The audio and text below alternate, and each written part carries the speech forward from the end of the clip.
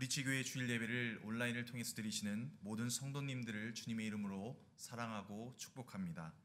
이 시간 다 함께 묵도하심으로 2020년 5월 10일 주일 예배를 시작하겠습니다. 새 노래로 여호와께 노래하라. 온 땅이여 여호와께 노래할지어다. 만국의 족속들아 영광과 권능을 여호와께 돌릴지어다. 여호와께 돌릴지어다. 하나님은 영이시니 예배하는 자가 영과 진리로 예배할지니라. 아멘.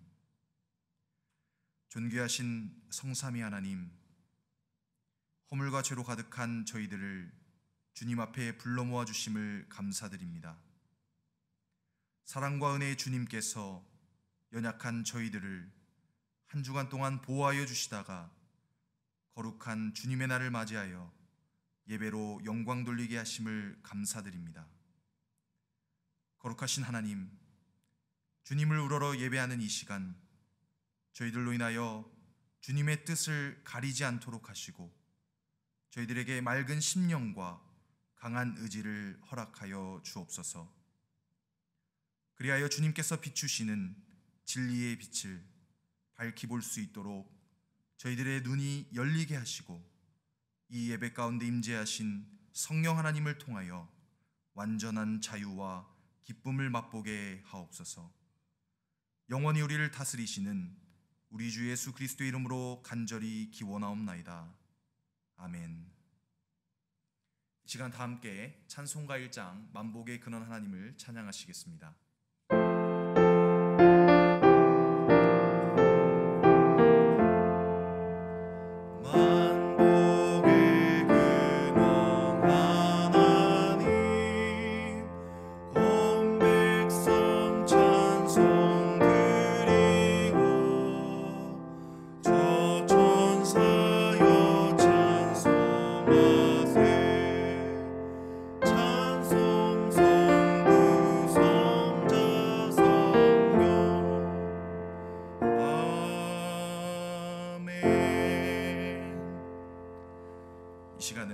지난 한 주간 동안 나의 삶을 되돌아보며 주님 앞에 부끄러웠던 모습들을 고백하는 참회의 시간을 갖겠습니다.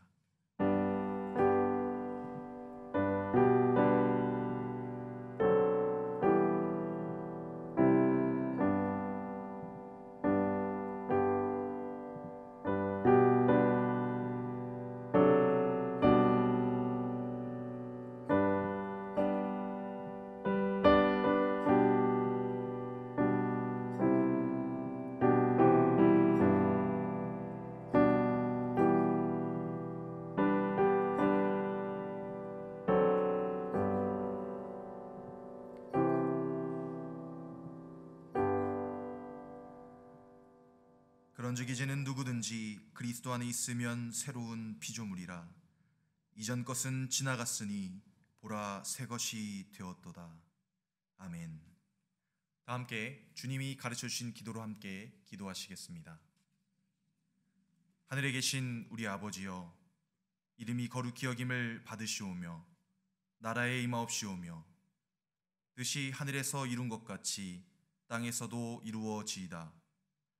오늘날 우리에게 일용할 양식을 주옵시고 우리가 우리에게 죄 지은 자를 사하여 준 것 같이 우리 죄를 사하여 주옵시고 우리를 시험에 들게 하지 마옵시고 다만 악에서 구하옵소서. 대개 나라와 권세와 영광이 아버지께 영원히 있사옵나이다. 아멘. 교동문 19문입니다. 허물의 사함을 받고 자신의 죄가 가려진 자는 복이 있도다. 마음에 간사함이 없고 여호와께 정죄를 당하지 아니하는 자는 복이 있도다. 내가 입을 열지 아니할 때에 종일 신음함으로 내 뼈가 쇠하였도다.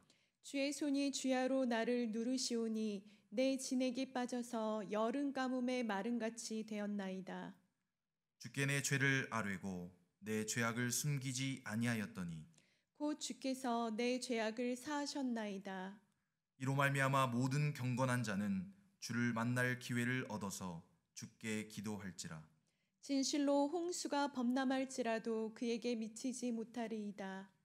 주는 나의 은신처이시오니 환난에서 나를 보호하시고 구원의 노래로 나를 두르시리이다. 너희 의인들아 여호와를 기뻐하며 즐거워할지어다. 마음이 정직한 너희들아 다 즐거이 외칠지어다. 아멘. 다 함께 지존하신 주님 이름 앞에 찬양하심으로 준비한 예물을 봉헌하시겠습니다.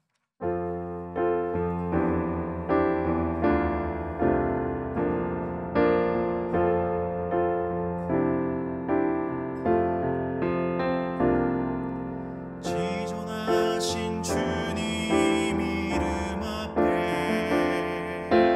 모든 무릎 꿇고 다 경배해.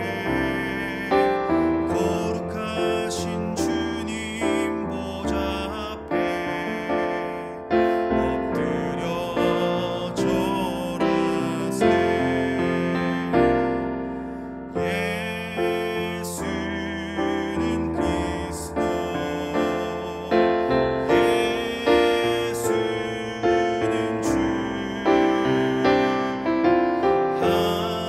하나님의 영으로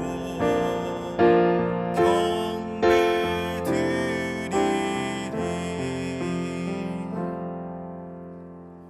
이 시간 예배를 위해서 김명자 권사님 기도해 주시겠습니다. 사랑과 은혜가 풍성하신 하나님 아버지, 찬양과 영광을 올려드립니다. 지난 한 주간도 하나님 자녀로서 말씀에 순종하는 삶을 살지 못하였음을 고백합니다. 용서하여 주시고 긍휼히 여겨 주시옵소서. 날마다 말씀을 붙들고 주님께서 기뻐하시는 자가 되기를 간구합니다. 코로나19으로 온 세계가 어지럽고 두려울지라도 온라인 예배를 통하여 경배와 찬양과 예배를 그치지 않고 각자 처소에서 주님께 예배드릴 수 있도록 허락하여 주심에 감사드립니다. 갑작스러운 코로나19 팬데믹으로 인하여 온 세계에서 사랑하는 사람을 잃고 슬픔과 낭만 가운데 빠진 자들 많이 있습니다. 사랑의 주님께서 함께하여 주셔서 그들을 위로하여 주시옵소서. 오늘 예배 가운데 주님 임재하여 주셔서 우리의 간절한 기도에 응답하심으로 축복하여 주시기를 원합니다. 또한 우리의 모든 닫혀진 마음을 열게 하시고 우리 안에 있는 좌절감과 두려움이 치유되게 하시고 마음의 상처가 치유되게 하시며 주님의 위로와 평강이 그리고 주님의 사랑과 은혜가 넘치게 하여 주시옵소서. 5월은 가정의 달입니다. 그리고 오늘은 어머니 날입니다.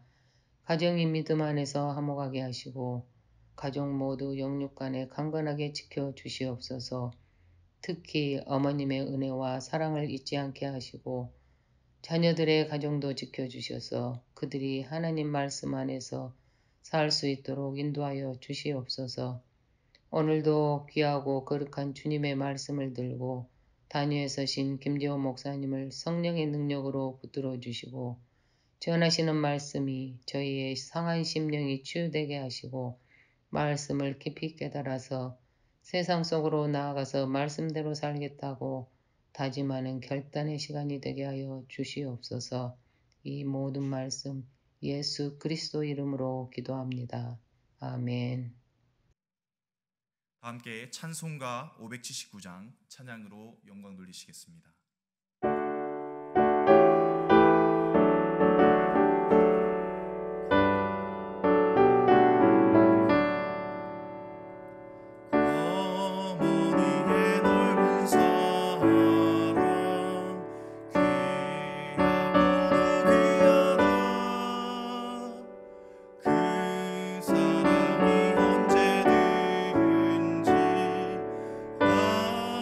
감사줍니다.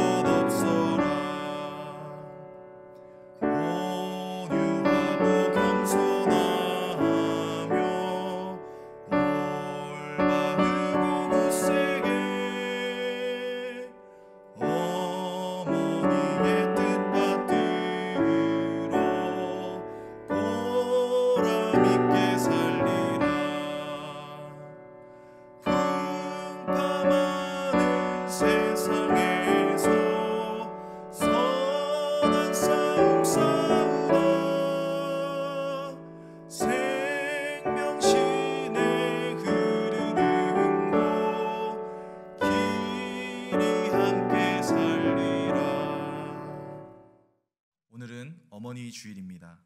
어머니의 넓으신 사랑을 기억하고 하나님께 감사하는 한 주간이 되시기를 원합니다. 코로나19로 인해서 어려움 가운데 있는 선교사님들과 또 선교지를 위해서 기도해 주시기를 부탁드립니다. 지난주에 브릿지교회 협력 선교사로 섬기시는 이수잔나 선교사님으로부터 선교 편지를 받게 되었습니다. 어려운 상황 가운데서도 멕시코의 어린이들과 또 갱생원을 섬길 수 있음에 감사하다는 그러한 연락을 받았습니다. 수고하시는 교회 협력 선교사님들과 가정 또 그리고 선교지를 위해서 계속해서 기도해 주시기를 부탁드립니다. 계속해서 코로나19 기도운동에 동참해 주시기를 부탁드립니다. 주중에는 개인 영성 관리를 위해서 CGN 생명의 삶을 시청해 주시기를 바랍니다. 이 시간 목사님 나오셔서 가장 최선의 선택이라는 제목으로 말씀을 증거해 주시겠습니다. 할렐루야, 반갑습니다. 성도 여러분, 한 주간 주 안에서 평안하게 또 은혜롭게 건강하게 잘 지내셨기를 항상 기도하고 있습니다. 저희가 지금 동영상 예배, 코로나로 인해서 동영상 예배를 드린 지 이번 주로 8주차를 지내고 있고요. 특별히 이번 주는 어머니 주일로 저희가 모시고 있습니다. 각 그 집에 지금 아내가 될 수도 있고 또 어머니들이 곁에 계실 텐데 함께 인사하는 시간 가졌으면 좋겠습니다. 그들을 위해서 축복하고 그동안의 노고에 감사하는 의미로 우리가 격려의 박수 함께 보내드리도록 할까요? 자, 다 같이 격려의 박수 해주세요. 네. 안 하신 분 다시 한번 하시기 바랍니다. 네, 감사하고요. 아까 우리 또 전도사님께서 광고해 주셨는데 멕시코의 이수잔나 선교사님, 우리 엔세다나에서 아주 열심히 또 이 어려운 환경과 상황 가운데도 또 고아원 아이들과 또 아이들을 위해서 계속해서 이렇게 섬기시고 봉사하고 계시다고 지난주에도 사진과 함께 또 안부를 여쭤오셨습니다. 계속해서 기도하고 있다고 말씀드렸고요. 빨리 우리 성도들이 함께 모여서 함께 정말 은혜를 나누고 다 같이 또 선교사님들을 위해서 중보하는 그러한 여러분들의 모습들이 되었으면 좋겠습니다. 감사하고요. 이 시간 그러면 하나님 말씀 같이 보도록 하겠습니다. 오늘 하나님 말씀의 제목은 가장 최선의 선택이라는 제목으로 구약성경 룻기 1장 6절에서 18절까지의 말씀을 함께 교독하겠습니다. 저 먼저 읽겠습니다.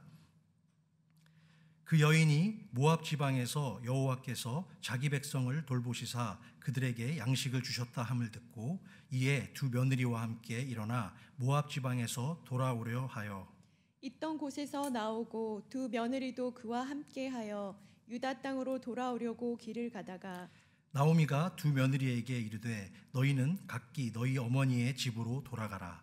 너희가 죽은 자들과 나를 선대한 것 같이 여호와께서 너희를 선대하시기를 원하며 여호와께서 너희에게 허락하사 각기 남편의 집에서 위로를 받게 하시기를 원하노라 하고 그들에게 입맞춤에 그들이 소리를 높여 울며 나오미에게 이르되 아니니이다. 우리는 어머니와 함께 어머니의 백성에게로 돌아가겠나이다 하는지라. 나오미가 이르되 내 딸들아 돌아가라. 너희가 어찌 나와 함께 가려느냐. 내 태중에 너희의 남편들 아들들이 아직 있느냐. 내 딸들아 되돌아가라. 나는 늙었으니 남편을 두지 못할지라. 가령 내가 소망이 있다고 말한다든지 오늘 밤에 남편을 두어 아들들을 낳는다 하더라도 너희가 어찌 그들이 자라기를 기다리겠으며 어찌 남편 없이 지내겠다고 결심하겠느냐. 내 딸들아 그렇지 아니하니라. 여호와의 손이 나를 치셨으므로 나는 너희로 말미암아 더욱 마음이 아프도다 하매 그들이 소리를 높여 다시 울더니 오르바는 그의 시어머니에게 입맞추되 룻은 그를 붙쫓았더라. 나오미가 또 이르되 보라 내 동서는 그의 백성과 그의 신들에게로 돌아가나니 너도 너의 동서를 따라 돌아가라 하니 함께 룻이 이르되 내게 어머니를 떠나며 어머니를 따르지 말고 돌아가라. 관건하지 마옵소서. 어머니께서 가시는 곳에 나도 가고 어머니께서 머무시는 곳에서 나도 머물겠나이다. 어머니의 백성이 나의 백성이 되고 어머니의 하나님이 나의 하나님이 되시리라. 아멘. 이 땅을 살아가는 저나 여러분 우리 모두의 인생이라는 드라마 속에는 전혀 예기치 않은 시련과 고난이 곳곳에 등장하고 숨어 있습니다.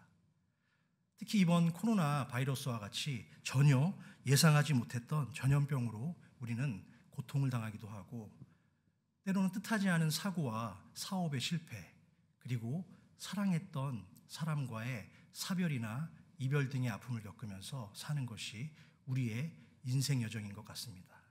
그러나 그 시련의 결과 이전에 그 길로 들어설 수밖에 없었던 운명적 선택의 시간은 분명히 누구에게나 동일하게 주어진 것 같습니다. 우리 앞에 놓인 크고 작은 시련은 우리에게 어떤 것이든 한 가지 선택을 요구하기 때문입니다. 그래서 인생은 끊임없는 선택의 연속이라고도 혹자는 말합니다. 그런데 이 선택이라고 하는 것이 결코 만만한 그런 과정이 아닌 것 같습니다. 무엇인가를 끊임없이 선택한다는 그 자체가 우리들에게 상당한 고통과 스트레스를 주기 때문입니다. 1922년 미국에서 창간되어서 지난 100년 동안 전 세계와 미국인의 수많은 사랑을 받았던 유명한 잡지 리더스 다이제스트에서 독자들을 대상으로 지난 100년 동안 최고의 수필을 하나를 선정했습니다. 여러 많은 경쟁자 가운데 헬렌 켈러, 여러분 아시죠? 헬렌 켈러? 헬렌 켈러라는 사람이 쓴 3일만 볼 수 있다면 이라는 수필이 당선되었습니다. 그녀의 글은 경제 대공황 속에서도 큰 시리에 빠져 있던 미국인들에게 큰 힘과 용기를 주었기 때문입니다.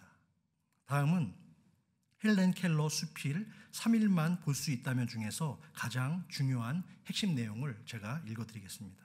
3일 중에 첫째 날에는 나는 친절과 겸손과 우정으로 내 삶을 가치 있게 해준 설리번 선생님을 찾아가서 이제껏 손끝으로만 물끄러미 바라봤던 그녀의 얼굴을 내 마음속에 깊이 간직해 두겠다. 그리고 밖으로 나가서 바람에 나물거리는 아름다운 나뭇잎과 들꽃들, 그리고 석양에 빛나는 노을을 보고 싶다. 둘째 날에는 먼동이 트며 밤이 낮으로 바뀌는 웅장한 기적을 보고 그 후에 서둘러서 메트로폴리탄에 있는 박물관을 찾아가서 하루 종일 인간이 진화해온 궤적을 직접 나의 눈으로 확인해 볼 것이다. 그리고 저녁에는 보석 같은 밤하늘의 별들을 바라보면서 하루를 마감하고 싶다.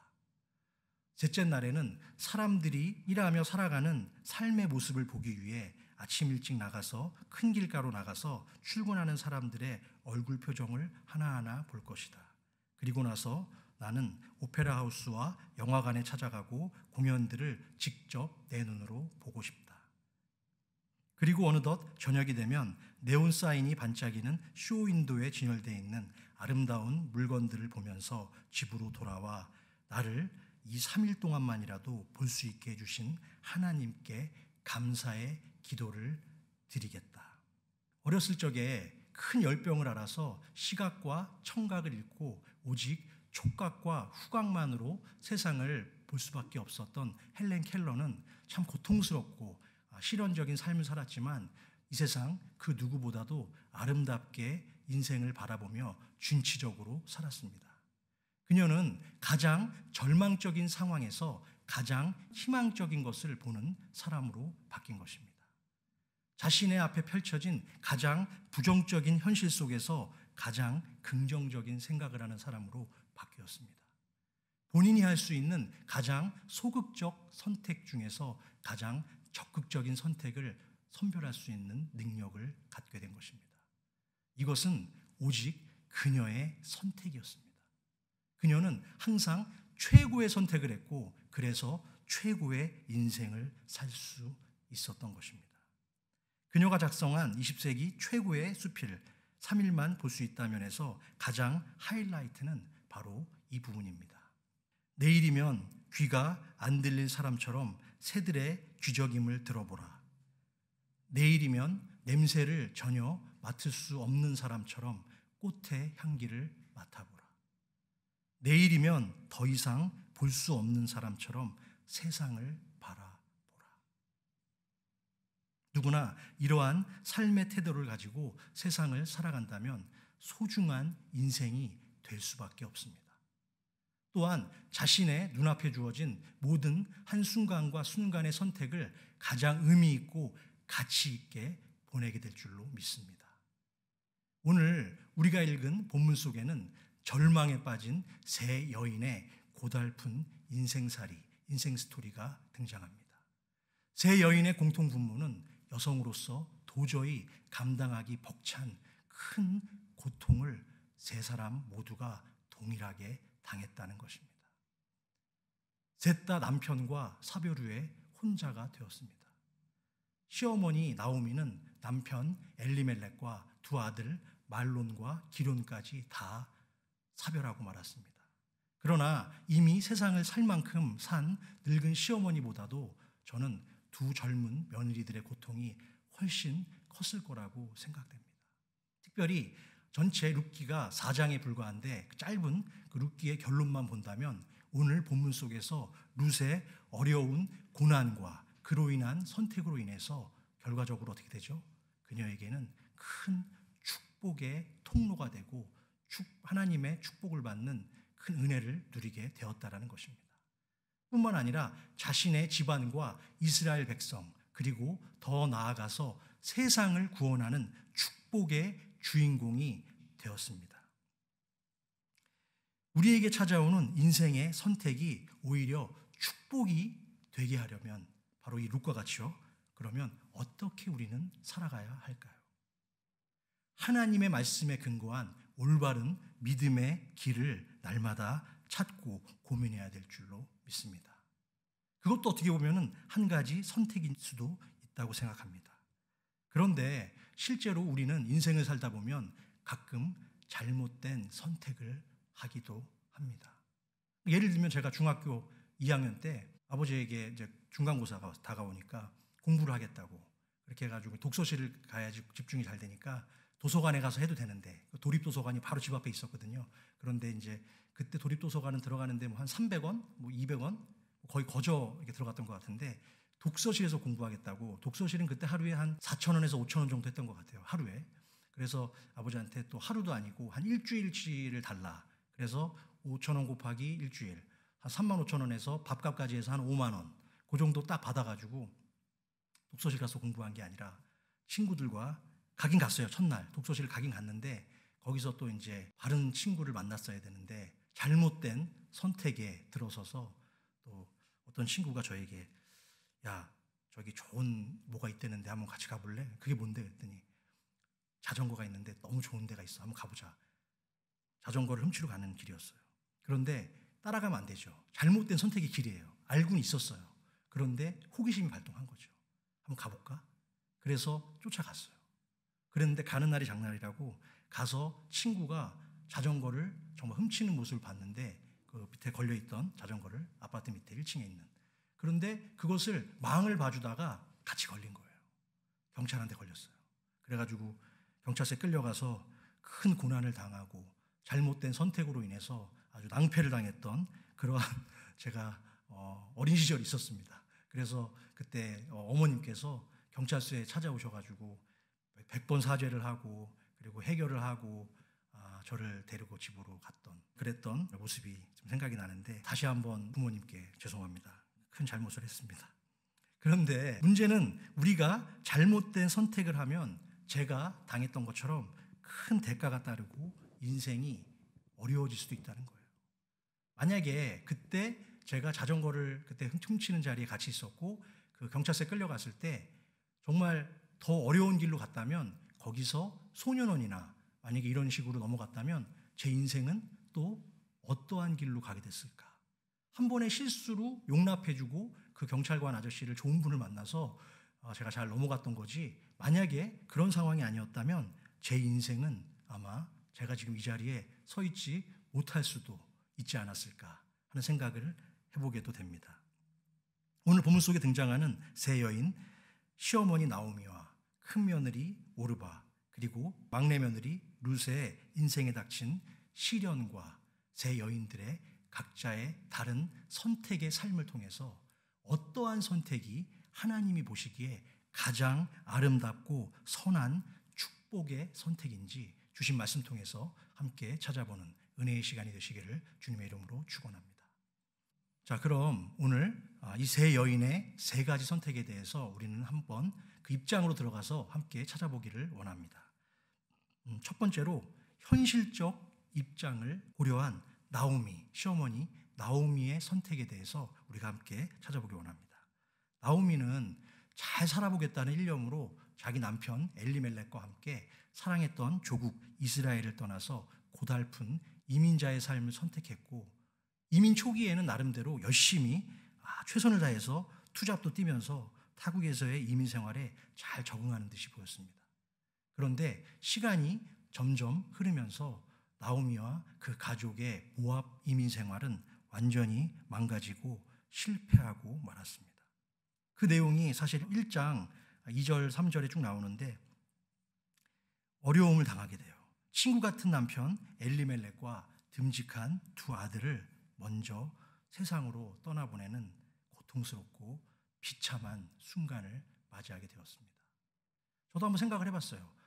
저도 이민을 온 거잖아요, 미국으로. 그런데 저에게도 두 아들이 있죠. 데이비드 앤 조셉, 동현이, 동건이. 그리고 제 아내가 있는데, 만약에 이민을 왔는데 저희가 지금 한 15년 됐는데 한참 잘 살다가 만약에 제가 뭐 병이든 뭐든, 만약이에요, 만약 제가 만약에 하나님 앞으로 가게 되고 큰애 작은애까지 연달아서 그런 상황을 맞이한다면 제 아내의 입장이 어떨까?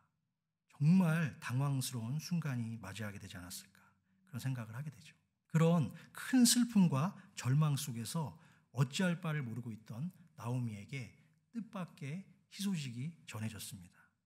하나님의 은혜로 자신이 살았던 고향 땅 베들레헴이죠. 베들레헴에 그동안의 오랜 가뭄에서 베들레헴이 벗어나서 이제는 하나님의 축복으로 다시 살만해졌다는 소식을 듣게 됐다는 것이죠. 그 말을 듣자마자 나오미는 한치의 망설임도 없이 불쌍한 과부 며느리 둘을 데리고 서둘러서 짐을 싸서 유다 땅으로 역이민을 떠나기로 결정을 했습니다. 7절 말씀인데요. 한번 7절 말씀 한번 읽어볼까요? 있던 곳에서 나오고 두 며느리도 그와 함께하여 유다 땅으로 돌아오려고 길을 가다가. 그렇죠. 길을 가는 중에 나오미에게 그런데 어떤 심경의 변화가 생긴 것 같아요. 성경 속에는 나와 있지 않아서 우리가 그 내용을 정확하게는 알 수 없지만 두 며느리에게 다시 모압으로 돌아갈 것을 8절 상반절에서 나오미가 권면하고 있다는 것이죠. 8절 상반절 한번 읽어볼까요? 나오미가 두 며느리에게 이르되 너희는 각기 너희 어머니의 집으로 돌아가라. 그렇죠. 갑자기 왜 돌아가라고 그랬을까요? 또한 나오미는 자신을 따라오기로 마음먹은 며느리들의 따뜻한 마음과 그 상황을 다 이해하고 그들을 향해서 축복까지 해주고 배려하는 장면이 8절 후반절에서 9절에 걸쳐 나오게 됩니다. 한번 읽어볼까요? 너희가 죽은 자들과 나를 선대한 것 같이 여호와께서 너희를 선대하시기를 원하며 여호와께서 너희에게 허락하사 각기 남편의 집에서 위로를 받게 하시기를 원하노라 하고 그들에게 입 맞춤해. 여러분, 현재 나오미가 자신의 며느리를 위해서 내린 헤어짐의 선택과 결정은 어떤 의미일까요? 어떤 선택일까요? 시어머니로서 두 며느리에 대한 진심 어린 마음과 따뜻한 배려심이 배어있는 인간적인 사랑이 바로 방금 읽었던 8절과 9절의 말씀에 묻어있다고 생각합니다. 특별히 며느리들과 함께 당장 베들레헴으로 돌아간다고 해서 두 며느리의 생활을 나오미가 책임질 능력도 없을 뿐더러 또한 나오미에게는 전혀 오히려 두 사람이 더 큰 자신의 짐이 될 수도 있다고 생각했는지도 모릅니다. 그러나 이것은 어디까지나 나오미의 개인적인 선택이지 하나님께 구하고 내린 신앙적 판단과 결정은 아닌 것으로 보인다는 것이 문제라는 것이죠.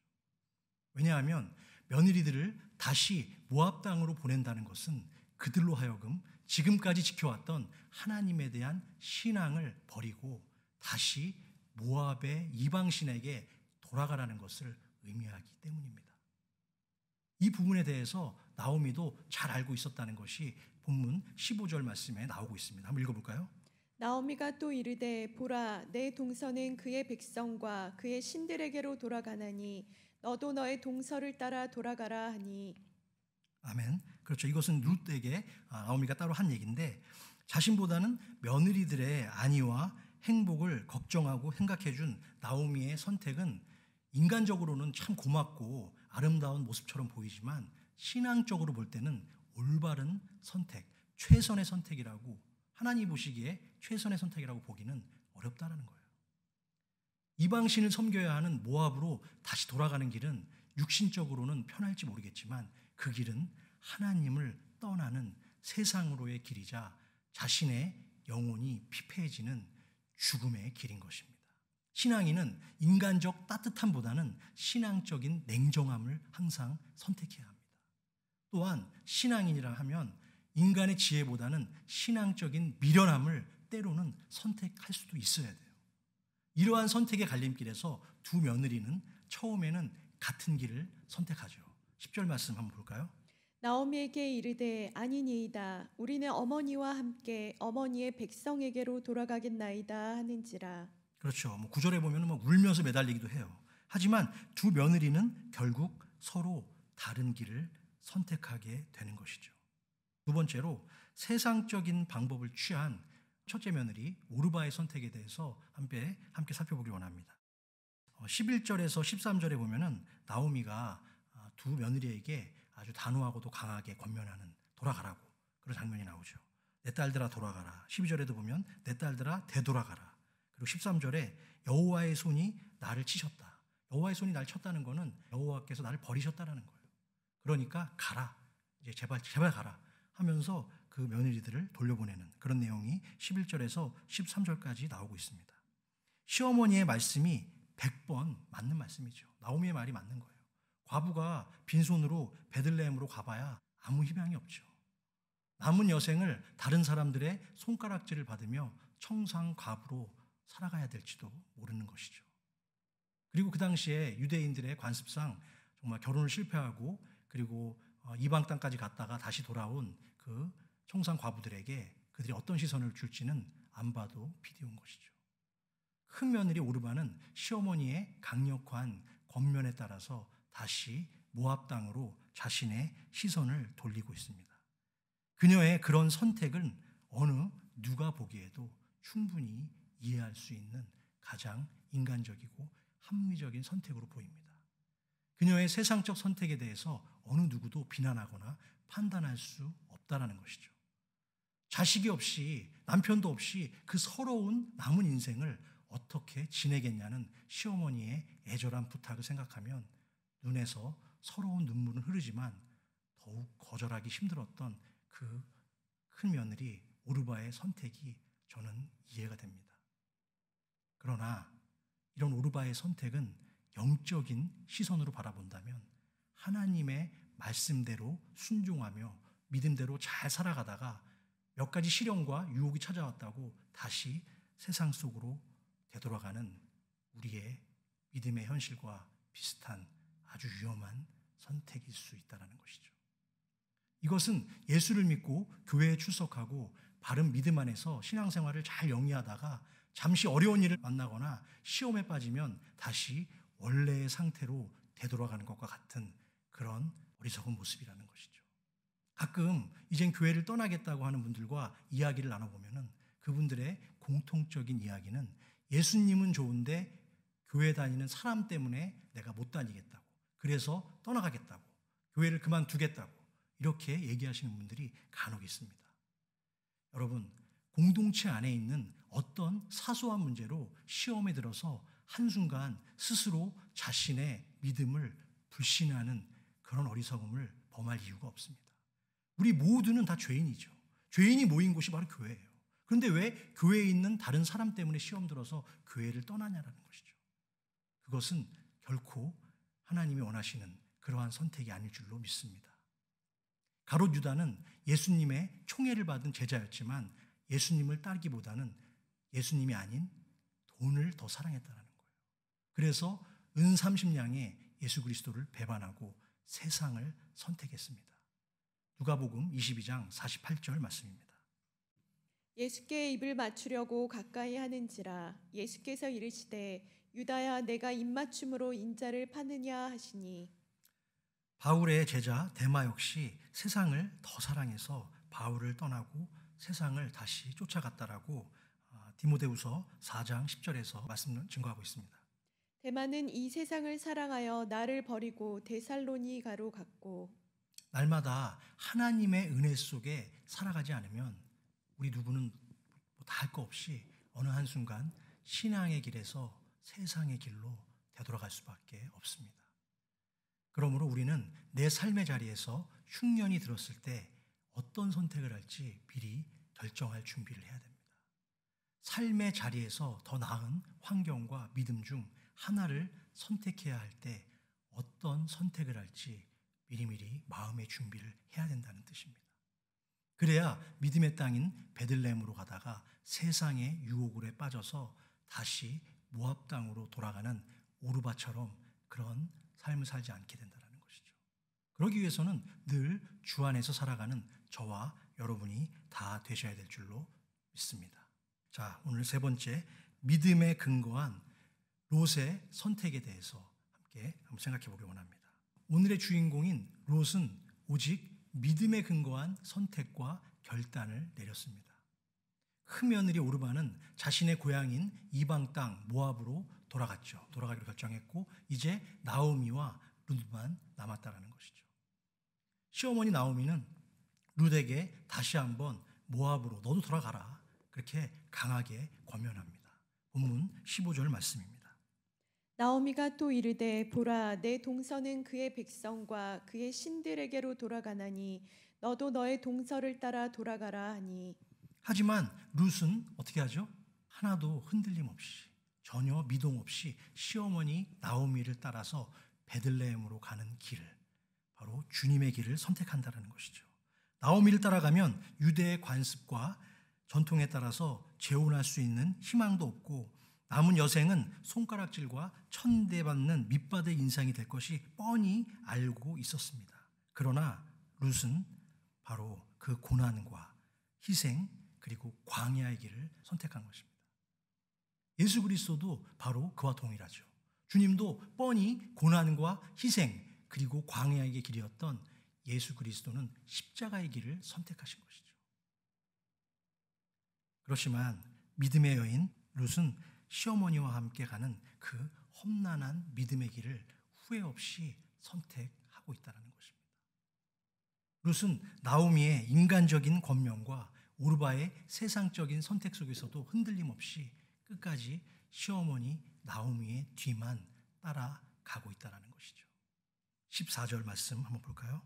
그들이 소리를 높여 다시 울더니 오르바는 그의 시어머니에게 입맞추되 룻은 그를 붙쫓았더라. 그렇죠. 여기서 오르바는 이제 드디어 시어머니의 입에 입맞추었다. 이것은 입맞추고 떠나갔다라는 것이죠. 그렇지만 어떻게 했죠? 룻은 여기서 그는 나오미죠. 나오미를 붙쫓았더라. 쫓은 것도 아니라 붙쫓았다. 이것은 무슨 의미일까요? 이 말씀은 룻은 시어머니를 붙잡고 쫓아갔다는 말씀이죠. 여기서 붙쫓다라는 단어는 히브리어로 달라붙게 하다, 굳게 결합하다, 결합시키다라는 의미가 있습니다. 떨어지지 않는 악교풀로 두 장의 종이를 강하게 붙여놓은 상태. 그래서 만약에 어느 누가 한쪽에서 찢으려고 하면 다 찢어져 버리는 뗄래야 뗄 수 없는 상태. 바로 그것이 붙쫓다라는 의미입니다. 룻은 17절에서 나오미에게 심지어 이렇게까지 고백하고 있습니다. 본문 17절 말씀입니다. 어머니께서 죽으시는 곳에서 나도 죽어 거기 묻힐 것이라. 만일 내가 죽는 일 외에 어머니를 떠나면 여호와께서 내게 벌을 내리시고 더 내리시기를 원하나이다 하는지라. 아멘. 어머니가 죽는 곳에서 나도 죽을 각오가 되어 있습니다 라고 하는 분명한 자기의 입장, 자기의 믿음을 지금 룻은 밝히고 있다는 것이죠. 여러분, 인간이 할 수 있는 모든 표현 중에서 방금 룻이 17절에서 고백한 이것보다 더 강한 신뢰와 믿음의 표현이 어디에 있겠습니까? 그 당시에 룻이 나오미를 계속 따라가야만 할 이유가 전혀 보이지 않습니다. 시어머니를 따라간다 해도 새로운 남편이 생긴다는 보장도 없고 앞이 전혀 보이지 않는 캄캄한 그러한 상황이었습니다. 그런 절망적인 상황에서 왜 룻은 자신의 시어머니를 끝까지 버리지 않고 계속 따라갔을까요? 그건 하나님을 잘 믿었던 믿음의 시어머니 나오미에 대한 강한 신뢰와 사랑 때문이었습니다. 룻에게 있어서 나오미라는 존재는 한 가정을 이루고 살았던 자신의 믿음의 어머니이기 때문입니다. 그 어머니가 시어머니이든 친정 어머니이든 상관없이 그들은 주 안에서 한 가족이었고 믿음의 식구였습니다. 오늘은 어머니 주일입니다. 우리를 낳으시고 기르신 부모님을 생각하는 특별한 주일이기도 합니다. 어떤 분이 머니를 주제로 쓴 것을 보았습니다. 돈을 영어로 우리가 머니라고 하지 않습니까? 그러면 도둑은 무엇일까요? 슬그머니라고 합니다. 슬그머니, 도둑, 슬그머니를 가져간다. 계란 살 때 주는 돈은 에그머니라고 합니다. 에그머니, 웃자고 하는 얘기입니다. 아이들이 좋아하는 돈은 할머니랍니다. 할머니. 할머니가 아이들한테 손자들한테 잘 주니까 할머니, 그렇죠? 할머니. 그럼 동네 사람들이 좋아하는 돈은 아주머니랍니다. 아주머니. 그냥 인정 많고 그냥 풍성하게 퍼주시는 아주머니, 그렇죠? 며느리들이 가장 무서워하는 돈은 무슨 돈인지 아십니까, 여러분? 시어머니랍니다. 시어머니, 머니, 시어머니. 마지막인데요. 생각만 해도 찡한 돈은 무엇일까? 찡한 돈. 생각만 해도 찡한 감동적인 돈. 그것은 바로 어머니입니다. 여러분, 우리를 낳아주고 길러주신 부모님을 섬기는 일이 물론 말처럼 쉬운 일은 전혀 아닙니다. 특히 요즘 같은 시대에 부모님을 잘 모신다고 어떤 누가 상을 주는 것도 물론 아닙니다. 그렇지만 하나님은 우리에게 밑도 끝도 없이 내 부모를 공경하라고 계속해서 성경에서 말씀하고 있습니다. 그 중에서 우리가 한 구절만 찾아서 제가 보았는데요. 신명기 5장 16절 말씀입니다. 너는 내 하나님 여호와께서 명령한 대로 내 부모를 공경하라. 그리하면 내 하나님 여호와가 내게 준 땅에서 내 생명이 길고 복을 누리리라. 아멘. 룻은 자신의 부모를 공경하라는 하나님의 말씀에 순종하는 믿음으로 하늘의 축복을 받을 준비가 이미 되어 있었던 것입니다. 오늘 본문 16절 마지막에 어머니의 하나님이 나의 하나님이 되시리리 라고 막 고백하고 있다는 것이죠. 그 어머니의 신앙을 담고 싶었던 거예요. 룻은 비록 자신의 시어머니 나오미가 모든 것을 다 잃고 가련하고 불쌍한 여인이 되었지만 그 고통과 절망 속에서도 끝까지 하나님 아버지를 신뢰하고 사랑했던 삶의 그 궤적을, 그 모습을 담고자 했던 것입니다. 오늘날에는 너무나 자신의 눈앞에 이익만을 따집니다. 조금도 나는 손해를 보려고 하지 않아요. 심지어 내 부모도 내 자식도 다 필요 없는 거예요. 내 이익이 더 중요한 거예요. 엊그저께 중국에서 제가 뉴스에서 봤는데 어떤 50대 아들이 자신이 병든 80대 어머니를 돌보는데 너무 힘들다고 세상에 숨이 붙어 있는데 그 어머니를 생매장을 했대요. 생매장을 하고 돌아왔는데 그 어떻게 알게 돼가지고 주변에 있는 사람들이 찾아갔더니 할머니를 살려달라고 그래가지고 그것을 파헤쳤다고. 그것을 제가 엊그저께 뉴스에서 봤거든요. 정말 어떻게 세상에 그런 일이 있을 수 있나. 지금 그런 일이 일어나고 있다는 거예요. 그런 모든 정말 도덕이 무너지고 모든 것이 상실된 그런 사람으로서의 도리를 상실한 그런 시대에 우리는 살아가고 있다는 것이죠. 그러나 룻의 이러한 시어머니를 향한 일편단심과 믿음의 선택은 세상에서는 바보 같은 행동처럼 보이지만 하나님이 보시기에 자식으로서의 당연한 도리를 실천한 믿음의 선택을 한 룻을 하나님은 선택하시고 하나님은 끝까지 그녀를 통해서 예수 그리스도의 땅에 나타나는 그러한 놀라운 축복의 통로로 그녀의 가문을 삼아 주셨다는 것입니다. 17절에서 룻은 만일 자신이 죽기 전에 시어머니를 떠나면 나는 하나님께 어떤 벌을 하나님이 나에게 내리신다 하더라도 달게 받겠다라는 서원까지 하고 있습니다. 사랑하는 성도 여러분, 어느 누가 하나님의 복을 받을 수 있는 충분한 자격이 있을까요? 하나님의 은혜로 먼저 자신 안에 있는 죄와 욕망의 그릇을 깨끗하게 비우지 않는다면 하나님의 사랑과 축복은 영원히 담을 수 없습니다. 그러기 위해서는 내가 먼저 그 복을 담을 수 있는 깨끗하고 정직한 은혜의 질그릇이 되어야 할 줄로 믿습니다. 위대한 신앙의 선진들도 모두 철저하게 자기 자신을 하나님 앞에 비운 질그릇이 되었습니다. 하나님은 이스라엘 백성이 금송아지를 만들어 우상 숭배를 하는 범죄를 저질렀을 때 엄청나게 진노하셨습니다. 다른 신을 섬긴 이스라엘을 생명의 책에서 완전히 지워버리겠다고 단언하셨습니다. 그러나 이스라엘 민족의 지도자였던 모세는 어떻게 했죠? 자신의 백성을 위해서 하나님께 3번이나 간절하게 중보기도를 드리며 차라리 저를 생명책에서 지워달라고, 하지만 우리 백성들은 살려달라고 간구하는 모습이 나온다라는 것이죠.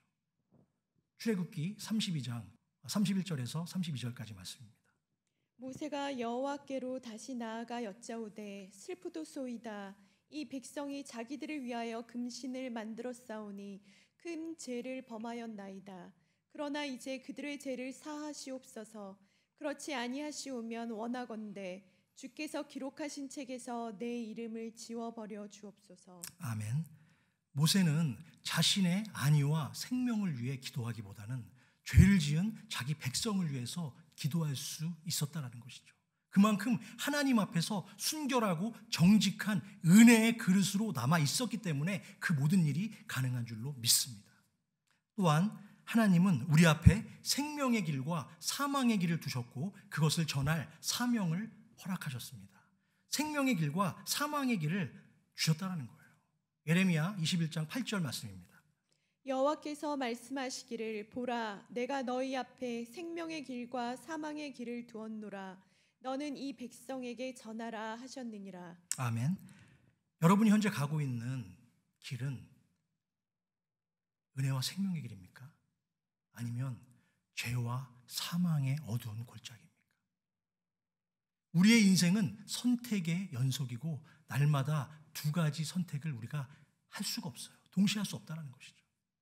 오늘 본문 마지막 절인 18절 말씀 한번 읽어볼까요? 나오미가 룻이 자기와 함께 가기로 굳게 결심함을 보고 그에게 말하기를 그치니라. 아멘. 어떻게 보면 결론이죠. 룻이 자기와 함께 가기로 어떻게 했다고요? 굳게 결심함을 보고.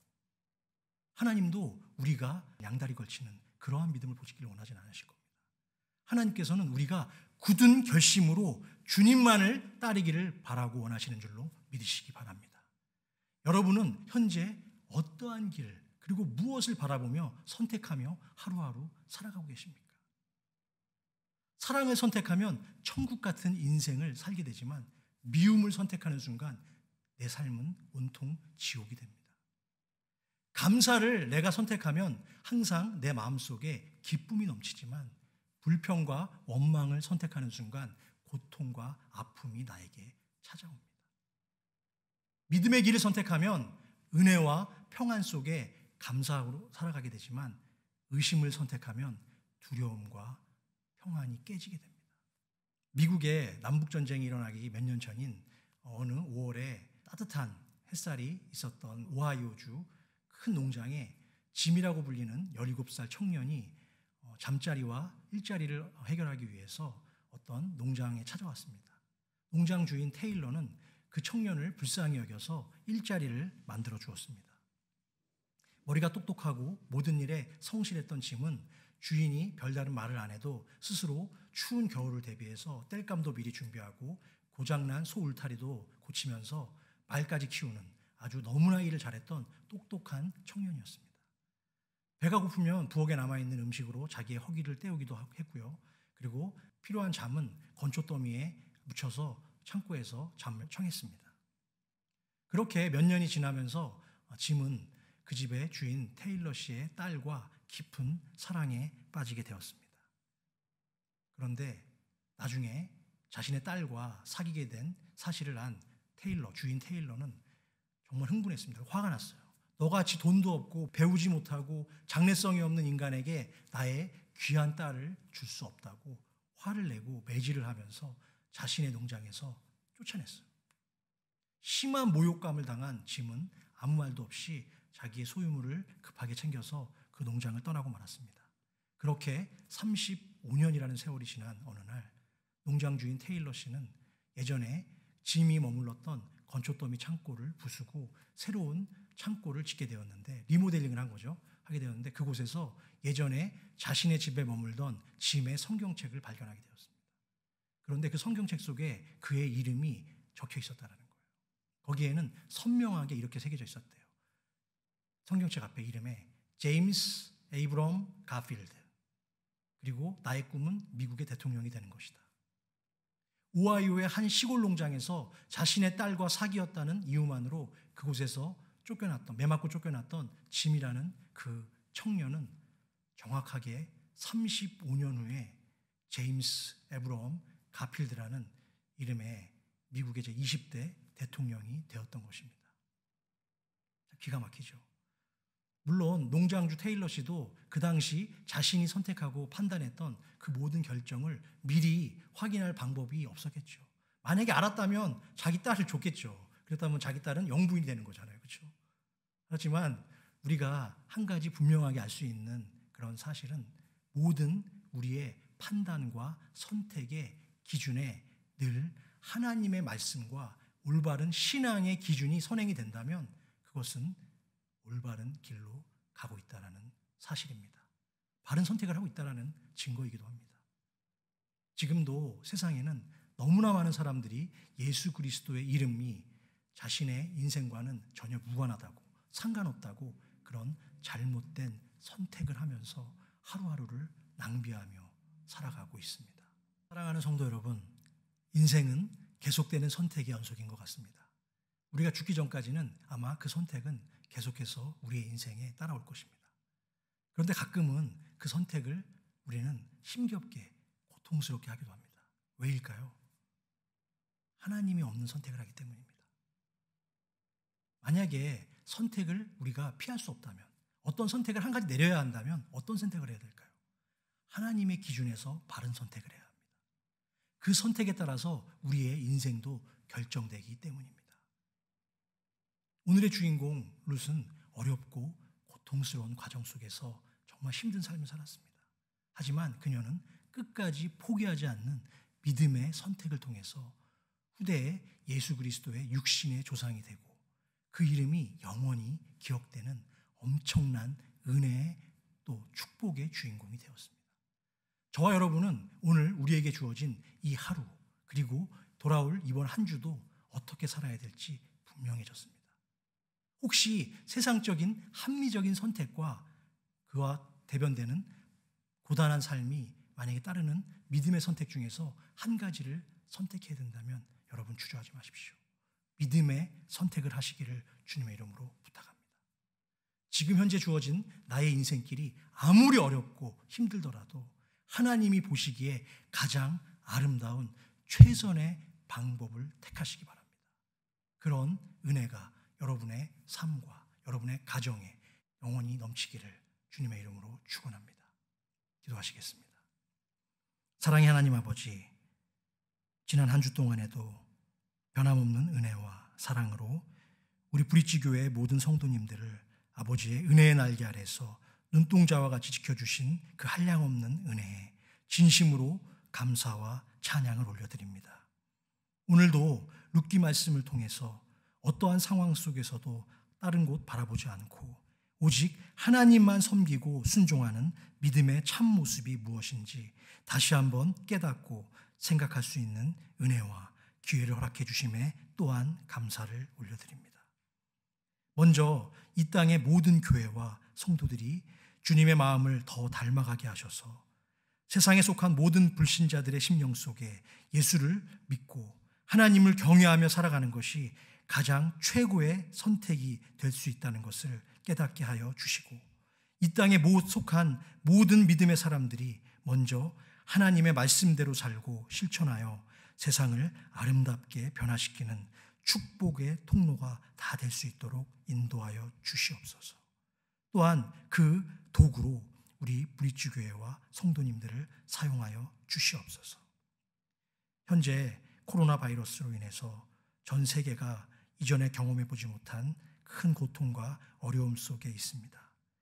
육신의 고통에 있는 자들을 위로하여 주시고 또한 경제적 어려움 때문에 신음하고 있는 사람들을 불쌍히 여겨주셔서 아버지의 긍휼을 베풀어 주시사 이 위기와 어려움에서 속히 건져 주시옵소서. 오늘도 사랑하는 주의 백성들이 아버지의 은혜를 생각하며 귀한 예물을 감사함으로 준비하였습니다. 이것은 하나님을 향한 우리의 사랑의 표현이고 마음의 중심이오니 이 예물을 기쁘게 흠양하여 주시고 올려드리는 모든 성도들의 인생 가운데 하늘의 크신 은혜가 가득 차고 넘치게 축복하여 주시옵소서. 이제는 우리 주 예수 그리스도의 그 크신 은혜와 아버지 하나님의 극진하신 사랑과 여전히 우리와 동행하시며 은혜 부어주시기를 원하시는 성령 하나님의 감화, 내주, 교통, 인도하심의 역사가 이제는 세상의 여러 길이 아닌 오직 주 예수의 길로만 들어서고 주 예수로만 선택하는 길을 살아가기를 원하고 서로 사랑하며 하나님의 마음을 시원케 해드리는 축복의 성도가 다 되기로 다짐하는 모든 사랑하는 주의 백성들과 그들의 가정과 자녀 손들과 인생 위에 이제로부터 영원토록 함께 계실지어다. 아멘.